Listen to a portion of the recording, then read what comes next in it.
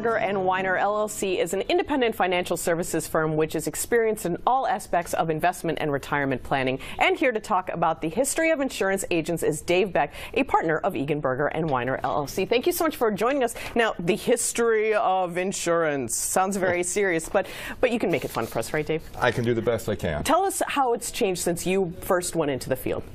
Well, without trying to give away how long I've been doing it, dot matrix printers were in vogue technology back in the time, but so much has changed. It used to be that the idea of insurance planning was how much money can you afford per month? And now it's taken on a more client-centered, need-based, integrated approach as an overarching financial plan. Really? So the products probably have changed as well, the offerings of what insurance agents can offer, right? Yeah, I mean, when I first entered the industry in 1985, there was, two policies. There was a permanent policy and a term policy for life insurance, and that was pretty much it. And then the insurance companies have gradually started to move towards customer-centered policies because the customer and the consumers are demanding they want more from their insurance policy than just one aspect. So you're seeing policies that are hybrid policies mixed together with a variety of benefits, and sometimes it's good, sometimes it's a little confusing, and sometimes it's a little diluted. Well, you did give away when you started, 1985. I did. And now my kids aren't going to believe me when I tell them I color my hair for professional reasons. Well, the things have changed, but the internet probably has impacted you all the most. It's been a huge impact. The clients can go now and they can get information on any policy, anytime, anywhere. And the only issue that I have is, it's sort of like some of the people think that maybe we could do it ourselves type of thing. I think it's great for informational purposes, but I wouldn't rely solely on the internet to do my insurance planning, let's put it that way. You don't want to rely on the internet to do your job, so you're saying that the insurance agent is not obsolete. Or no, you hope not. Well, obviously I'm a little biased, but I hope we're not going the way of the white wall tire, but I think that there's going to be a place for us. The policies are getting so much more complicated as the insurance companies respond to the consumer's request that we want multiple needs to be filled by this policy.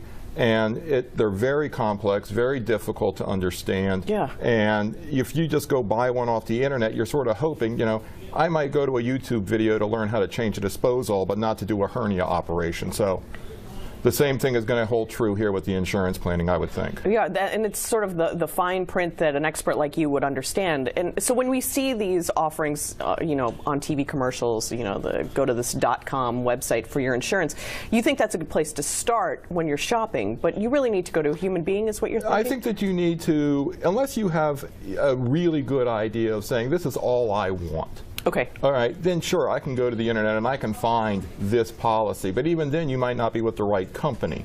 Does that make a difference? The insurance companies are strange animals in that they look at things totally different. Where this particular condition is a big deal to one company, it's not to another. So they have their expertise. They all have their niches or where they feel comfortable. Some companies are better with people who are overweight or high blood pressure. It's a multitude of things, but you hear it all the time. Insurance rates have come down and things of that nature, and it's true. But I wouldn't rely on the internet to do my insurance planning because it has to be part of an integrated financial plan. So when we find a human being like yourself who can walk us through the steps, what should we be looking for in our insurance agent? In your insurance agent, you want somebody who is going to give you, unbiased information and give you saying this is what you need, and you need to ask them, well, why do I need it? And he or she needs to have an answer.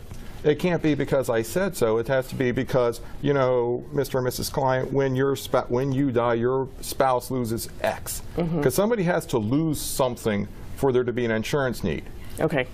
So you really need to have somebody who will lay it out and talk about the uncomfortable things and give you the best advice. Yeah, they have to be basically not afraid to tell you, I don't think that's a good idea. Okay.